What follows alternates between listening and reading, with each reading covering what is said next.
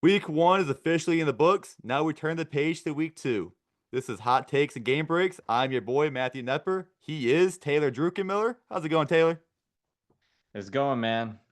Looking forward to week two. Don't have the big primetime matchups this week, but lot of sneaky good games this week. Yeah, I was looking at the schedule. At first, I was disappointed. Then I was looking through and I was like, you know what? Some of these games look good. We may not have the ranked versus ranked matchups. We don't have the top 10 matchups we had last week, but there's a lot of sneaky upset potential games. But before we break down these games and we give our predictions and our hot takes, we got to bring out the receipts. And last week, well, it wasn't too bad for me. You know, your boy Matt went 7-4. My boy Taylor went. 3-8. It's a bounce back opportunity, though. You know. Well, we're gonna switch it up this week. We're gonna pick the spread this week. So no Y- money lines this week. We're gonna pick the spread. So maybe Yeah, I can get a little bit luckier with that. yeah, and we're definitely not gonna do the final score prediction because I think they're all awful. Yeah, not too Yeah, good. yeah, especially I believe I had Bama beating Florida State 41-14. Not good, not good. No, no. That was a cold take of the century for me. But we're gonna get started, and what better way to get started than Illinois at Duke? Illinois favored by 2.5. That's a very low spread for a team that is ranked number 11 going against an unranked Duke. Yeah, I feel like they're giving a lot of respect to this two-lane transfer, Darian Mensah for Duke. He lit it up last week, 400 yards, 3 touchdowns, but they were playing the Elons last week. I don't know who they are, but yeah, Duke Duke looked all right on offense last week, but giving up over 100 yards to a low-level school like Elon, I feel like a team like Illinois is gonna take advantage of that. And yeah, with Luke Altmaier at the helm for Illinois, he's a beast at quarterback. And player to look out for in this game is Gabe Jacas, defensive end for Illinois. He's a beast. I believe he's a senior this year, coming off a eight sack season last year. But yeah, I'm gonna take the Big Ten -2.5 at Duke. Yeah, I see. Duke has that Mensa, the Tulane transfer. He was actually named the top ranked transfer portal recruit by ESPN, and Duke paid the guy $4 million. So you know he's got to try to get out there and perform. But Illinois, they got Luke Altmaier. They got a great running offense. If Elon can run for over 160 yards against Duke, I can't imagine what a Big Ten offensive line led by Brett Bielema. Yeah, Brett Bielema from Wisconsin, who used to have those big, stout running attacks. He's still doing it in the Big Ten. He's doing it with Illinois. I just don't see how Duke can stop that run. Now, will Illinois be able to stop Mensa? I can see this being a shootout, a high scoring affair. Yeah, definitely. So who are you taking? I mean, I get you gotta trust your gut. You gotta trust whichever team can win in the trenches, which team can run the ball better, which team isn't relying on a transfer quarterback who's got more chemistry. You know where I'm going with. I'm going Illinois. They win and they cover in a high scoring game. Yeah, I could see it being a high scoring game. Yeah. I could also see it being low scoring, I guess. You know, I mean, if Illinois just controls the tempo and tries to get Mensa to make some mistakes, but it being at Duke does make it a little more tricky. Yeah, for sure. Wouldn't it be fitting if Duke has this breakout season the same time UNC was supposed to have their breakout season? Yeah, Yeah. that'd be crazy. When I was looking at this game, I was like, man, Illinois at Duke, that would be one heck of a basketball game. Maybe we'll get some basketball style points. Yeah. Never know. But next up on the slate, we have Baylor at number 17, SMU. SMU's favored by 3 points with a pretty high over under 65.5. That's Vegas says a shootout and a narrow win for the SMU Mustangs. Yeah, I'm kind of surprised by this number at just -3 after Auburn just went on the road to Baylor, and I think SMU is better than Auburn is. But yeah, Baylor just lost at home by 2 scores to Auburn, and now they got to travel to SMU the week after that. And a fun fact about this game: SMU starting running back is CJ2K Jr. Chris Johnson Jr., former Ooh. running back for the Tennessee Titans. So it'd be cool to see what he can do in this game. But yeah, I do think this is going to be a shootout. I don't think SMU's defense is that good, but I'm gonna go with the home team here and take SMU and KJ Jennings.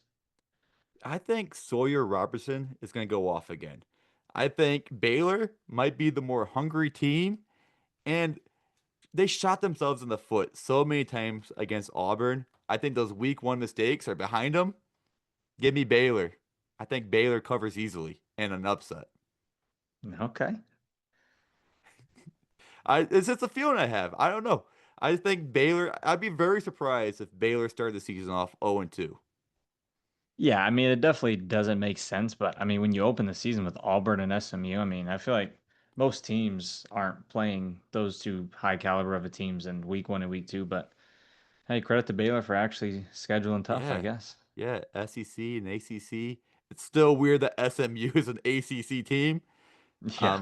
I don't think I'm gonna get used to that anytime soon. I just don't think ACC or I don't think the SMU Mustang have seen a passing attack in the last couple of years like Sawyer Robertson and Baylor. And when they did see a potent passing attack, I don't think they looked too great against them. So Yeah. that's where I think they have the edge. I am very interested in seeing what Chris Johnson Jr. does. It makes me feel old as heck seeing Chris Johnson Jr. out there, but I'm very curious. I hope he Yeah. show, I hope he puts up some points, puts up some stats. I still got Sawyer Robertson winning this for the Baylor Bears.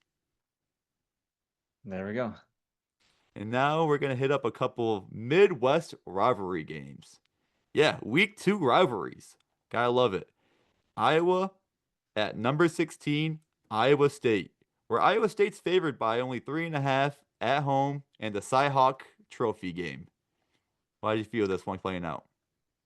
Yeah, so funny story. So last year I remember watching some of this game and I believe Iowa had a huge lead. I think it was like a two or three score lead in this game and I remember my dad had a bet in and he wanted to cash out and I'm like, "Nah, don't cash out. You don't need to. Iowa's definitely going to win this game." And Iowa State comes back and wins off a miraculous field goal to end the game, but yeah, Iowa State laying 3.5 at home. Yeah, I thought it was funny in the offseason, people were hyping up Iowa's quarterback because he made like a cute 5 yard out route pass and like, oh my gosh, we have a quarterback that can throw the ball. And then week one against the Albany, I think they're the Great Danes, Yeah, 44 passing yards. Some things never change in Iowa. And that's why I got Iowa State winning this. you're leaving out part of the story, though. They didn't have to throw the ball when you ran for over 300 yards. And, you know, the 3.5, it sounds tempting, right? Until you realize that in the 7 games previous, they're all decided within 10 points, and 4 of them were by 3 points or less. These teams, when they play each other, it's always close. So, I don't know. Iowa has done very well in Ames, Iowa. And does Iowa State have the wide receivers that could test Iowa's defense? I'm still unsure. I know Iowa State has also played an extra game that could help them, that could hurt them. It's a weird rest versus rust situation in week two because I'm sure Iowa was rotating starters left and right, going against what, Albany? Nobody. They didn't even try. Do you really think they needed to throw the ball? No, they didn't. I mean, Maybe they got a secret weapon that nobody knows about. Maybe this uh, Mark Gronkowski, maybe he could throw the ball if needed. You yeah, I know don't who know. I'm picking? Give me the Big Ten and give me Iowa in There an we go. Two in a upset row. in Ames, Now, Iowa. Now for Iowa State, I mean, do we really know how good they even are? I mean, we thought that Mm-mm, week zero game against Kansas State was a huge win, and that's starting not to look like a huge win anymore. But mm-mm. yeah, I'm gonna take the home team here in Rocco Beck. They can throw the forward pass, so go Cyclones. I also seen that teams that have started out in Ireland don't typically do too well in the coming games after. that could have affected Kansas State last week maybe affects Iowa State this week. We'll see.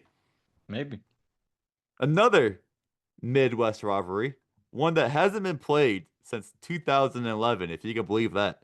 Kansas at Missouri, where Missouri leads the series by a slim margin of 57 to 54. 57, 50. That tells me these teams have played over 100 times, and they haven't played in the last 14 years. Now, Kansas at Missouri. Missouri is a 6.5 point favorite. How do you feel this one playing out? I feel like we got a shootout brewing in this one. Two really dynamic quarterbacks in Bo Pribula and Jalen Daniels. Bo Pribula, transfer quarterback from Penn State, I believe. Yeah, and then Jalen Daniels, he's been in college football for like 15 years now, so he has a lot of experience. But yeah, I mean, he hasn't experienced this rivalry yet, so that'll be cool. I'm gonna go with Missouri in this one. I think the home team has the edge here. I think Missouri's got a good team. And yeah, I don't think Kansas defense is gonna be able to stop anybody. Yeah, Kansas last year, they're very Jekyll and Hyde. You did not know what to expect out of them. Some games they could look really good, some games they could look really bad. But now they're on the road in SEC territory. Sure, Missouri might still be a Midwest state, but they play in the Southeastern Conference, and they got SEC athletes where they compete year in and year out. Kansas, they're good. They're an up and coming program. They got Jalen Daniels, who he is a real deal. But Bo Prabula can sling that rock too. And I'm expecting a lot of points like you are. So I'll definitely bet the over. That is like my guarantee of the week. Kansas, Missouri, over. But I'm taking Missouri to cover in this one. There we go. Yeah. I was flip-flopping. I had Kansas for most of the day, and I'm like, you know what? Do a quick flip-flop on this one. The more I think about it, the more I like Missouri. The fans are gonna be hyped. It's gonna be a rocking atmosphere. And Kansas, they ain't in Kansas anymore. They're in Missouri. Our next game, kind of unusual. You have a Big 12 team, West Virginia, traveling to a MAC school to play Ohio Bobcats. And West Virginia is only favored by 2.5. What does Vegas know that we don't? Yeah, I don't know, and especially with Ohio losing their head coach and then not struggling. I mean, they played Rutgers pretty good last week, but Rutgers isn't any good. But yeah, they lost that game 34 to 31. But yeah, I don't know. Do they must think Parker Navarro is the real deal over there in Athens. Mhm. He had 300 yards and four touchdowns at Rutgers last week. I know Rutgers is bottom barrel of the Big Ten, but I mean that's still a great performance for a quarterback on the road at Rutgers coming from a MAC school. But yeah, with West Virginia, Rich Rod is bringing over his Jacksonville State type game to West Virginia. I think they ran for like 400 yards last week against Robert Morris. I mean, I know it was Robert Morris, but yeah, I mean, this is a really scary line, I feel like. An over under at 60 and a half. So Mhm. they're calling for a shootout, but I'm going to go with Rich Rod in this one. Yeah, his offense, I feel like is off to a great start stats wise, but they did have a fumbling problem. I think some week one issues. I believe they had 4 fumbles last week, unless I'm reading that wrong, but 4 fumbles. A lot of it, Man. yeah. But you're working in a new system. You're working out the kinks. A lot of read options. But now they're week two. I think they get some things ironed out. Ohio University, their back-to-back games against Power Five rosters. Is that too much for them? I think it is. I think I know Navarro's good. I know Ohio's been leaning on him. I know he can pass it, he can run it. But I just think West Virginia, that Power Five roster, and just the ability to run the ball. I think they outmuscle Ohio, and I think they easily cover. Our next game, a rematch from last year, that went in overtime and may have been an upset at the time. I feel like by the time the season ended, it wasn't viewed as an upset. Talking about Vanderbilt at Virginia Tech, where Virginia Tech's favored by 1.5. This one could go either way. I just don't know yet. What do you feel? Yeah, I think this is gonna be another really really good football game. Yeah, Diego Pavia. He's a hard guy not to root for.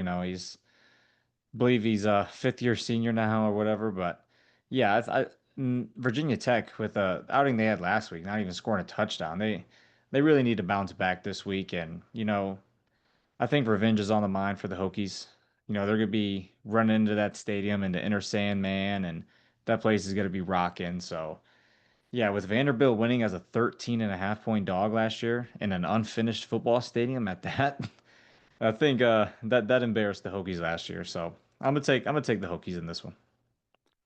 Yeah, I feel the same way. I think they're gonna try to perform better. I know they had some execution issues against South Carolina. It's rare they got back-to-back games against SEC foes. I know Vanderbilt's kind of bottom of the barrel in the SEC usually. And roster-wise, maybe they're a little bit better than usual this year. But I think Virginia Tech just outmuscles them, outruns them. Maybe this game comes down to field goals. I got Virginia Tech covering that 1.5. Barely. It's gonna be a close game, probably a lower scoring game. I can see this being like a 17-13 type game where they do just enough to win, just enough to stay somewhat relevant. But that's what I'm thinking. Yeah. And then we have the nightcap. Some say the real game of the week. Of course it is. We got two ranked opponents. Number 15 Michigan at number 18 Oklahoma in Norman, Oklahoma, where they're laying 5.5. Whew. How do you feel this one playing out? A little nervous about this one. Bryce Underwood's first road start as a freshman quarterback. He looked good last week, but again, we were playing against New Mexico, so I mean, who knows? I mean, Joe Milton looked good week one when he played for Michigan too, and then you see how that ended up. But yeah, I'm looking forward to this game. I believe Oklahoma last year beat down on Alabama on the when Alabama went to Oklahoma in the night game and only allowed like 7 points.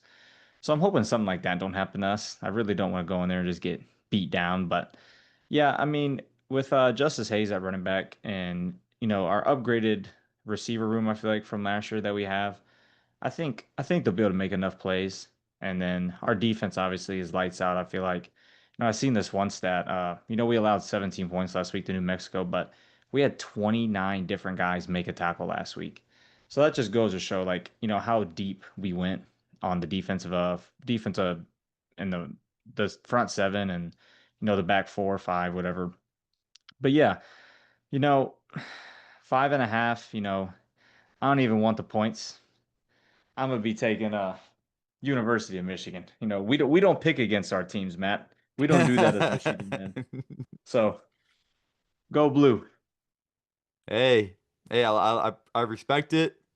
And a nice little Lee Corso tribute, putting on the little mascot head. I guess it's a helmet this Uh-huh. time, but hey, you know, this game, it's got the recipe to be a great one. You got Sharon Moore returning to his alma mater. You got Brent Venables against our freshman Bryce Underwood. You got the transfer quarterback, John Mateer, the savior of the program. Oh man, this just feels like a good one. I don't know where to go right away. I mean, let's think for a minute. The team that runs the ball usually wins these primetime games. Oklahoma can't run the ball very well. Michigan historically does run the ball very well. And they got a running back that can hit the explosive plays. Problem is, outside the explosive runs, Michigan only averaged 3 yards per carry. Is that going to be enough? Are they going to be able to get the explosive runs against this Brent Venables defense? Like you said, Alabama, Justice Haynes played there last year. He did not do anything. What will Michigan do? Will the freshman Bryce Underwood be able to figure out that Brent Venables defense? Will Bryce Underwood pull the ball and run? I wanted to see him do that last week against New Mexico. That way he's not taking his first hit against Oklahoma of the SEC. I just feel like that could be a recipe for disaster. How well will he do? Is he going to be all hyped up like he was before taking the field last week? Hey, Or you can't tell me that wasn't so cool though. that I was just pretty thought that was cool. so cool. The camera angle and everything, it just looks like out of a movie. Yeah. But John Mateer, he's got the wide receiver advantage, I believe. He's got the arm talent. He's at home. This game kind of reminds me of Michigan at Washington from last year. Obviously, Michigan lost that game, but they did not have Bryce Underwood. But Washington didn't have John Mateer. Man, where do you go with this one? I think the crowd's going to be a factor. I think Oklahoma has just enough to squeak out a game. A game that isn't an explosive game. A game that isn't the style that Oklahoma historically has had. I could see this one being a 18-15, a weird score, like one like, okay, how'd that happen? But I think Michigan covers, but Oklahoma wins it. We'll take it. We'll take it, but go blue all the way. I think it's gonna be one of those games where you walk out there like, okay, both these teams are pretty good. Michigan still really good. Tough situation for the freshman quarterback, his second game of the year, his second game ever. And Oklahoma, it just feels like the lights are bright enough for them, or they are bright enough to handle the bright lights. Something like that. I know I butchered my words a little bit, but you know what I'm saying. I think the time is now. This is Brent Venables' season. It's a make it or break it year, and Michigan's got plenty of time to make up some ground. But that's it for hot takes and game breaks today. I am your boy Matt Nepper. He is Taylor Druckenmiller. Let's see how we do this week. Bounce back week. Go blue, baby. I think for the most part we aligned, but there's a couple of big games that we differed on. I'm curious to see how they do. Go Buckeyes. We Go got blue. we got the fighting Grambling State. It's about time Ohio State had a game that wasn't against a top five opponent. I think my heart's gonna be able to handle this one. Knock on Yeah. wood. Knock on wood. That could be a terrible if, but I hey, think you guys will be all right. I think we'll be all right. Maybe Julian Sane can get comfortable. Maybe he can run the rock a little bit. Shout out to my Buckeyes. But they're obviously not on this list. I don't think Ohio State Grambling is making anybody's top five list, top six, seven, whatever of games this week. Yeah. But that's hot takes and game breaks. We'll see you guys next week. See you later. Go blue. Go Buckeyes. If you enjoyed the pod, please like and subscribe. That helps us tremendously. Thank you. Thank you for watching.